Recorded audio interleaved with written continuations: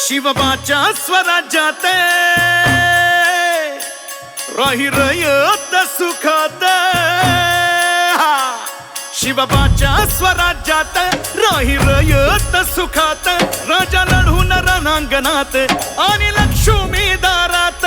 अन भेगाळल्या मातीला पाण्यावानी लाभला, अन तसाच भारत भूमीला राजा